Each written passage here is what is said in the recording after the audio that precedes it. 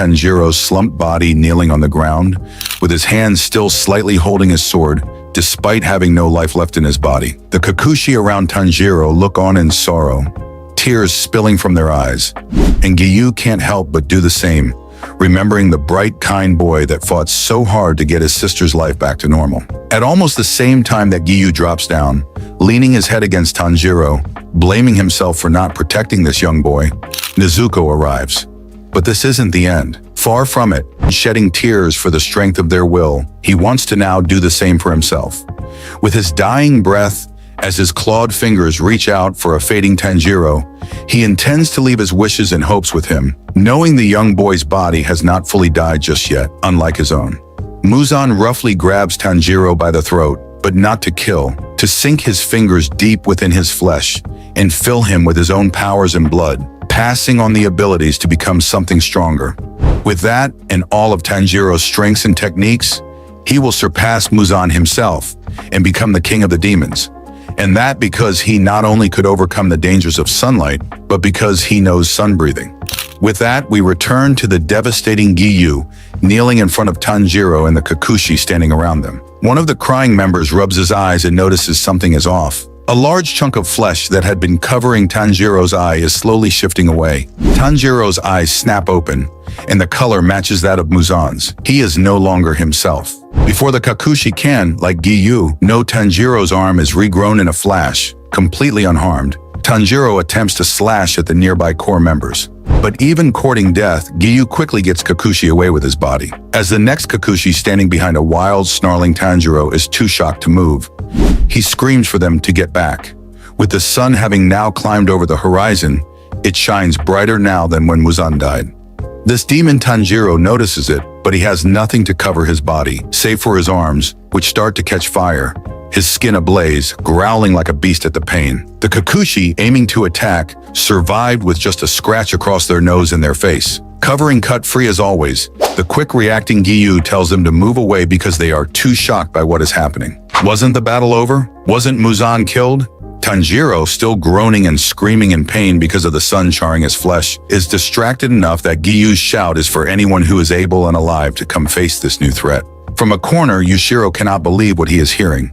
He knows Muzan has died. Likewise, a bandaged Zenitsu, whose hearing allows him to notice a commotion, wonders what's happening since he is too far to see it. The Kikuchi around Sanemi also hear Giyu's cries for support, but the Wind Hashira is unconscious from his injuries and cannot lend a hand. When Giyu finally says Tanjiro has become a demon, the look of horror on the faces of both Zenitsu and Inosuke could stop time. The Water Hashira keeps shouting, announcing that they have no choice but to try and burn him in the sun before he kills them all. As Tanjiro's body continues smoking from the daylight, he decides to flee with a strong push towards a dark shelter, which would stop the pain. But before he can reach it, Giyu tackles him, piercing him in the side with his sword to prevent him from reaching the shaded area.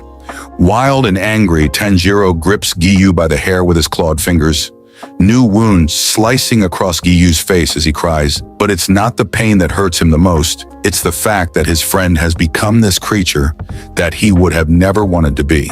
A fanged and snarling Tanjiro suddenly stops burning as he looks down at Giyu. The singed flesh, no longer hurting him, begins to heal, as he uses that instance of smashing Giyu in the face with a closed fist. Taken by surprise and falling off balance, Giyu can protect himself from the killing slices aiming for his head.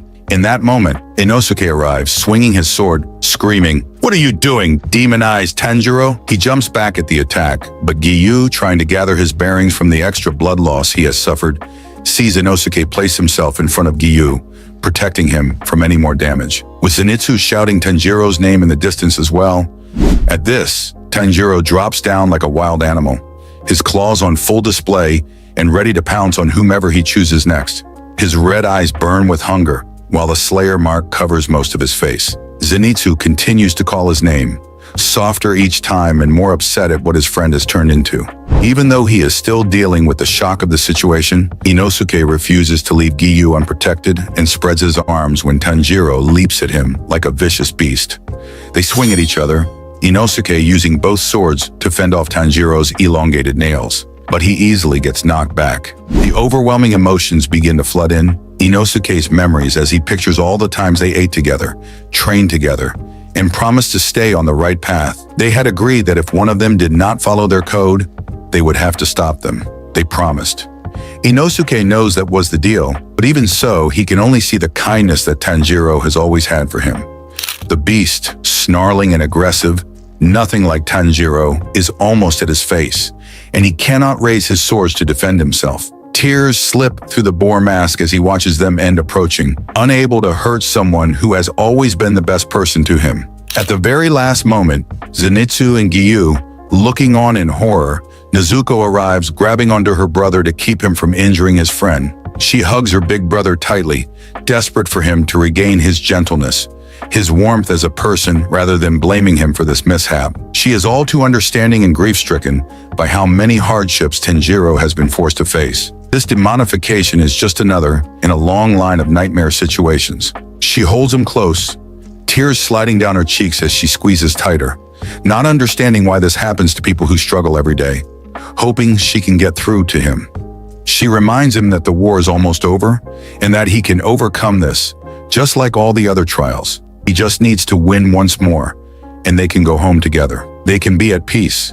But not seeming to care, Tanjiro unleashes a roar and digs his claws deep within her shoulder, trying to throw her aside. She clutches in too tightly to be removed, though, and Zenitsu jumps in to protect her body that Tanjiro tries to hurt further, holding his forehead back. Zenitsu tries to keep Tanjiro's teeth from piercing Nezuko. Neither that she has been returned to being a human, still clinging to him. Nezuko buries her face in Tanjiro's chest, while Zenitsu fights to keep him away from her, reminding him that she can speak again, that she called him brother.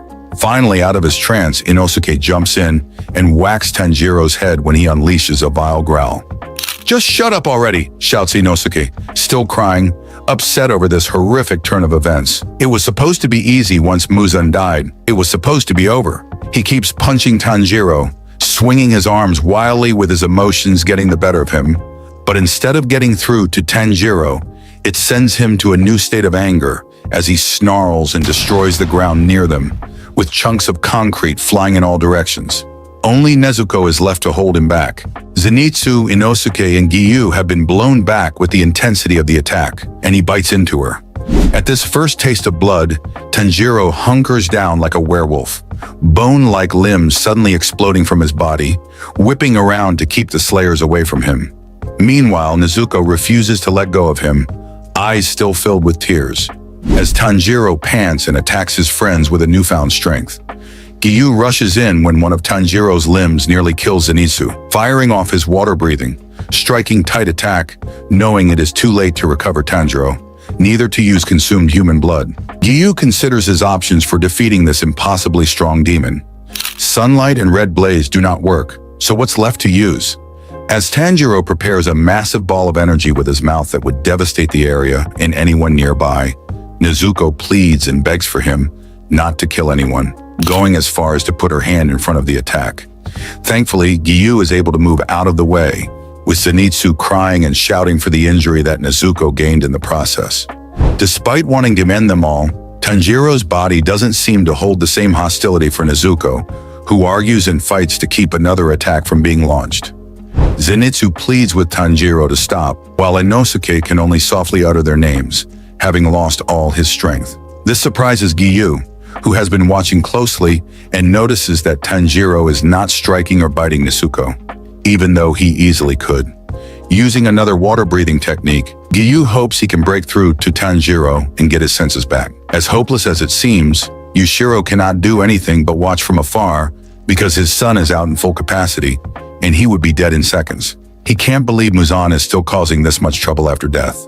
Just then, a focused and zombie-like canal slowly makes her way to them, holding her injured tight, tears falling for these siblings and all they're going through.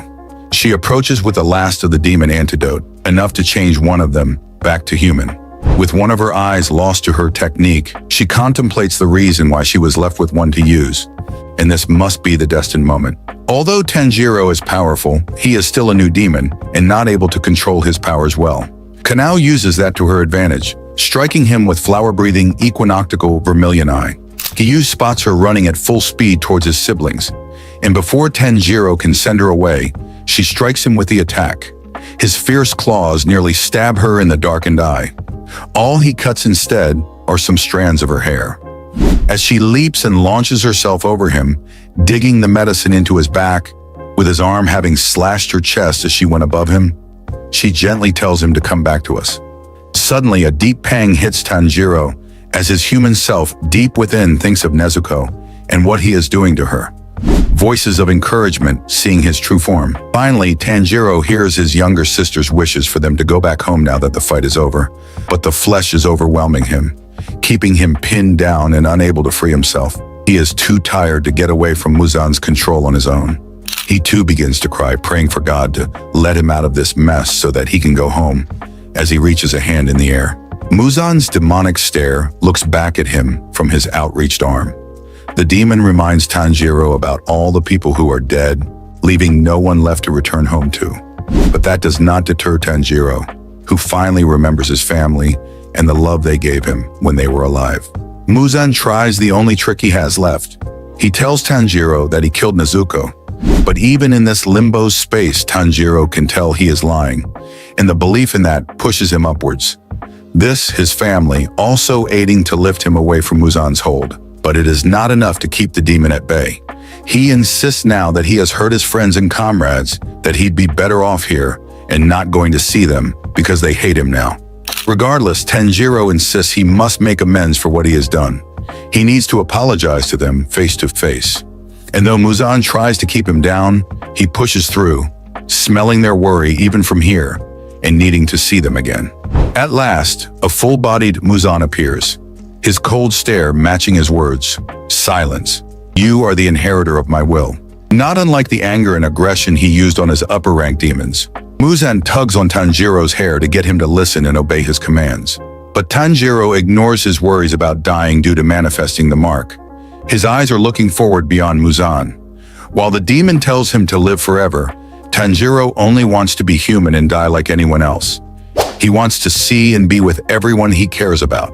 With more harsh words, not only insulting Tanjiro, but accusing him of being selfish, Tanjiro's will begins to chip away, tears falling from his eyes. He isn't alone though, never not wanting him to give in.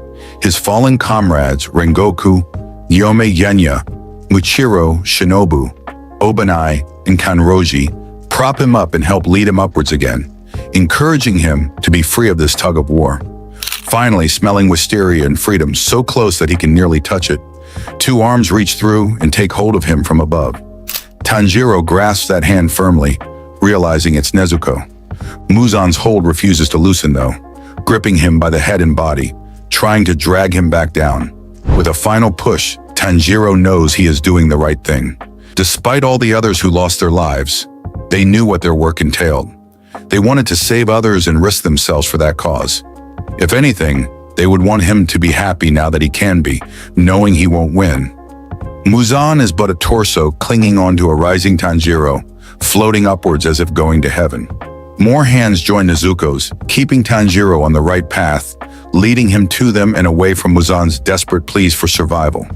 With a final pull, Muzan can no longer reach him or get through to him, and Tanjiro feels as if surrounded by flower petals as he slowly opens his eyes. Once he can see, there are over a dozen people around him, including Nezuko at his side.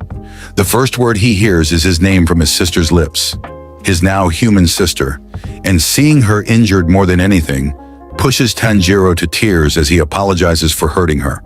Everyone suddenly cheers at that. Tanjiro is back to normal. Inosuke blubbers next to him, trying to put on a brave face when it is clear how worried he was from the tears slipping through his mask. A moment later, Zenitsu vows to make Tanjiro pay for hurting his wife, which clearly catches Nezuko off guard. Yu wobbles in place as relief overcomes his body and his injuries catch up with him. A beautifully touching embrace is shared between these siblings as they begin to cry, but with happiness this time around. Nearby, Kanao is informed about the medicine having worked and turned Tanjiro back to normal. She watches Tanjiro with tears in her eyes as he smiles back with Inosuke clinging to him like a child. And you know what? Yushiro could not hold back his tears either. So glad for Tanjiro's return, but also carrying a great sadness for Tamayo's loss as he cradles her. At last, it is over for real this time. So that's it for today, guys. Thank you for watching, and please don't forget to like, share, and subscribe.